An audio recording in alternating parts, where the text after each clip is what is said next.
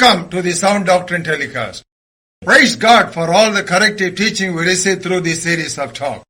The subject we are considering during the last 4 weeks has been sorrow. We want to begin making some statements. Sorrow is the lot of every man and every woman. The type of sorrow varies from person to person, and the causes of sorrow are innumerable. We are never without sorrow. That was the testimony of the apostles. Turn with us to book of Romans 8th chapter. Look at verse 36. As it is written, for your sake we are killed all day long. And the types of sorrow are given in verse 35.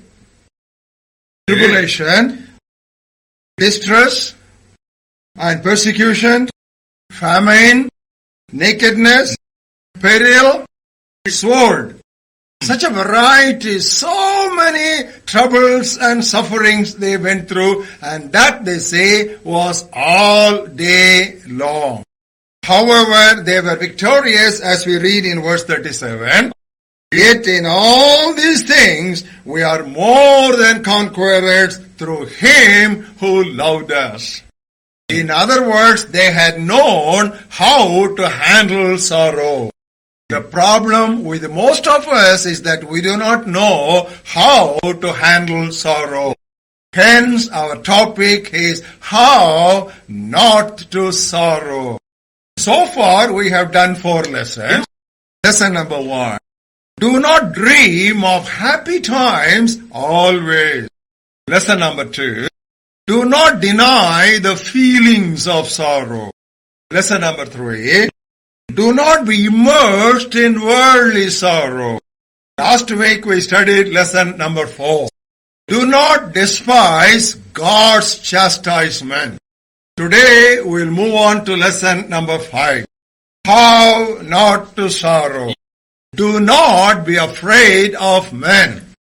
Once again, how not to sorrow. Do not be afraid of men. A question may arise like this. Can a child of God afford to have enemies? If so, how he should handle them? Turn with us to book of Proverbs, 16th chapter, for a very popular verse. We'll read verse 7 to you. When a man's ways please the Lord, he makes even his enemies to be at peace with him. This does not mean that a child of God will not have enemies.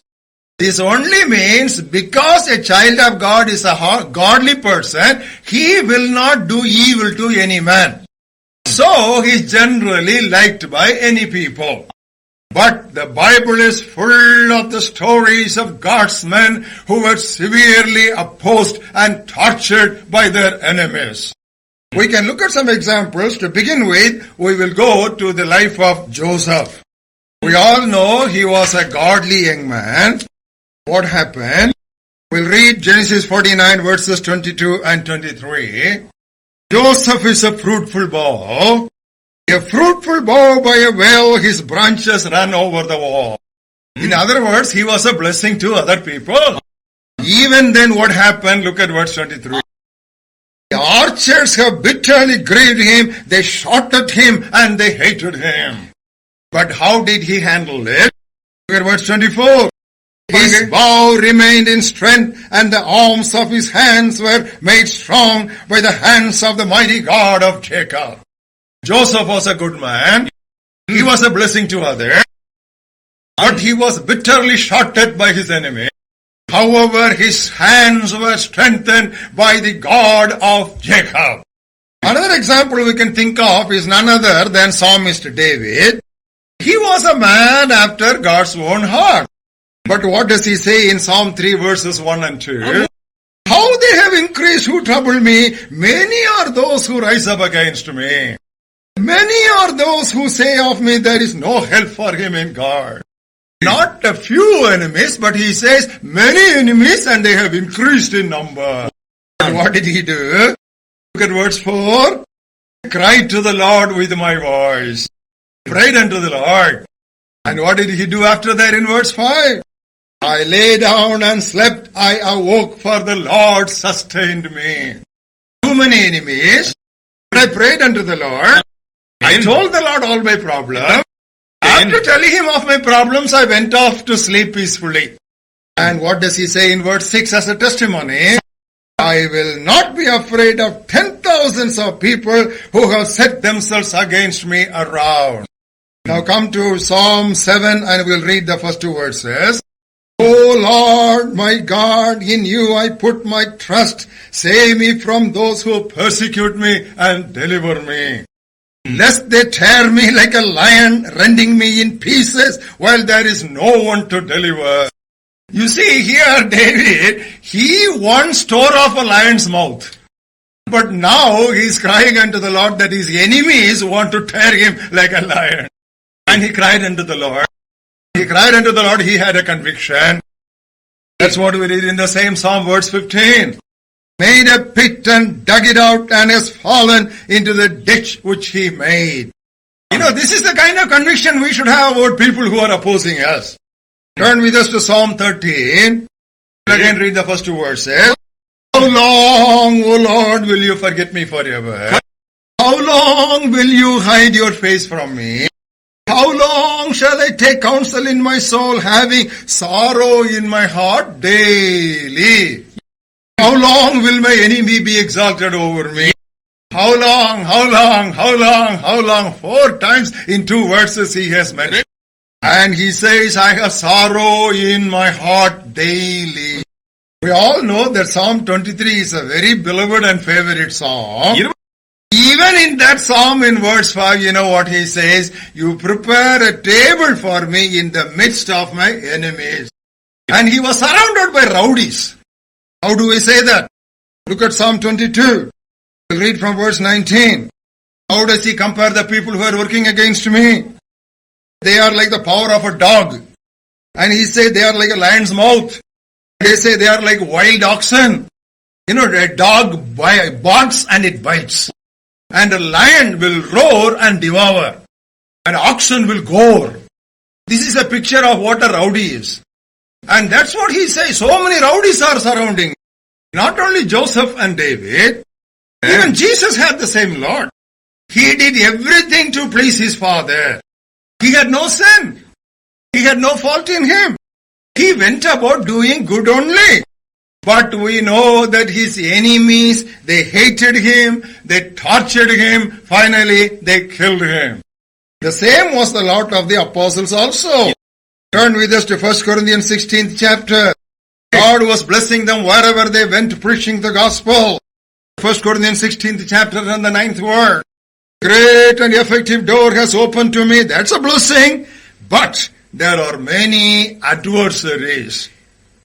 One side, God is blessing my ministry. On another side, people are working against me. Come to 2 Corinthians 6th chapter and come to the 8th verse.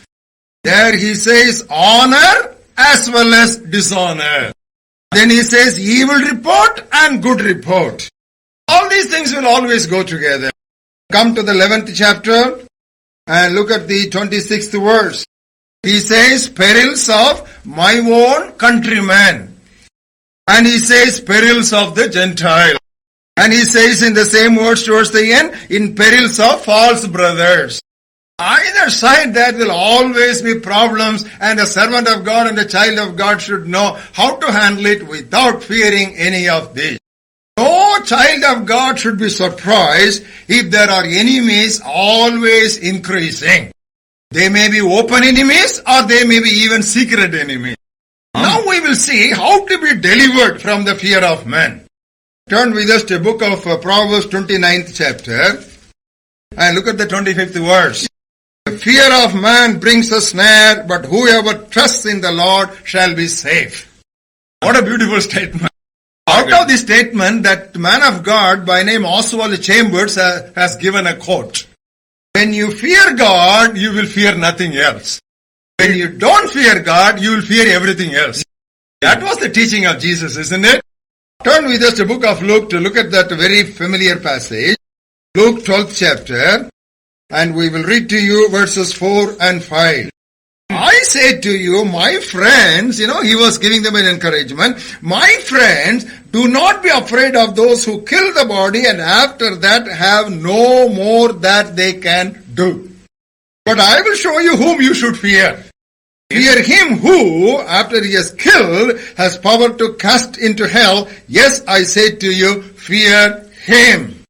In other words, Jesus said, don't fear any man who can at the maximum kill your body only. You have to fear God who after you are killed can kick you into hell. Now this was also stated and taught to us very clearly in a very beautiful Old Testament passage. Turn with us to the book of Isaiah, 51st chapter. Read the 7th verse. The second portion of the 7th verse. Do not fear the reproach of men, nor be afraid of their revilings. The reason is given in verse 12. Even I am he who comforts you. Who are you that you should be afraid of a man who will die, and of the son of man who will be made like grass? See how beautifully these truths are merging here. Beloved, this is an oft-repeated truth in the whole Bible. Turn with us for an example to Psalm 27th chapter.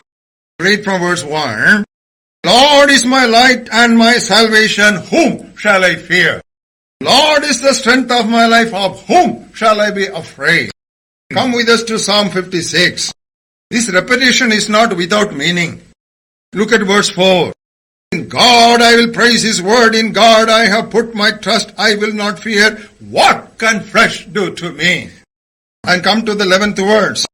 In God I have put my trust, I will not be afraid. What can man do to me? In one psalm twice, the same thing is repeated. What can man do? What can the fleshly man do? Come with us also to Psalm 180. And look at the 6th word.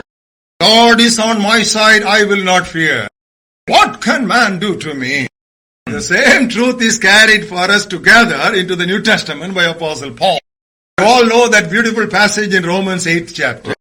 We read in the 31st verse, if God be for us, who can be against us? Yes, beloved, that's the question we want to constantly ask ourselves. God be for us, who can be against us? If God be for us, who can be against us? If God be for us, who can be against us? If God be for us, who can be against us? Take these words one by one and just make it a part of yourself. Now, how to respond to enemies when we are under attack or when we are under threat? There are a few guidelines which we want to give you. Suppose you are accused. Check your life.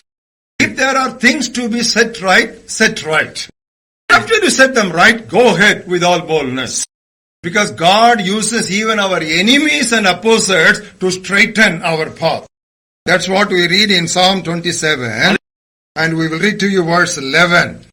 Teach me your way, O Lord, and lead me in a smooth path because of my enemies. So if the criticism is helpful in your life, accept it and then get yourself corrected. Next step, you know what you should take? Simply relax into the hands of God. David presents an excellent example. He was the king. Shimei began to curse David. And he began to throw stones at him. All the mighty men of valor were actually standing with David. They said, just tell us a word, we will take off his head. What did David say? Just let him do what he wants. Perhaps God has allowed him to do it.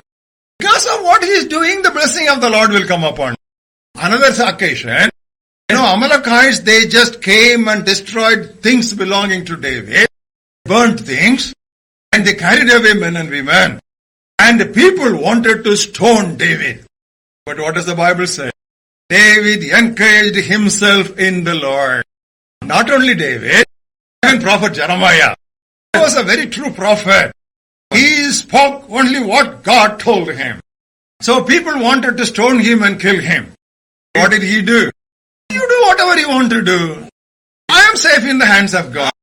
There was no panicking. He was perfectly relaxed. If the accusation that comes against you is false, take the attitude of David. What did he say? I became deaf and dumb. Won't do anything about it. Take the case of Jesus. Pilate asked him a question, Jesus answered him. But when the priest, they asked him a question, He just kept mum. He did not even know. It's God-given wisdom. You know, one thing you should never forget.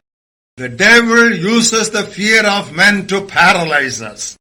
And he uses it to sidetrack us from our main work. That's what happened in the case of Nehemiah. There were 5 attempts to stop him. Even an open letter was sent against him. But every time he gave the same answer. I am sorry, I am doing a great work, I cannot come down. Maybe you are a servant of God listening to this message. You will have your Sanballats and Tobias. Don't be afraid of them. Keep going forward. Whatever God has assigned to you, that you keep doing.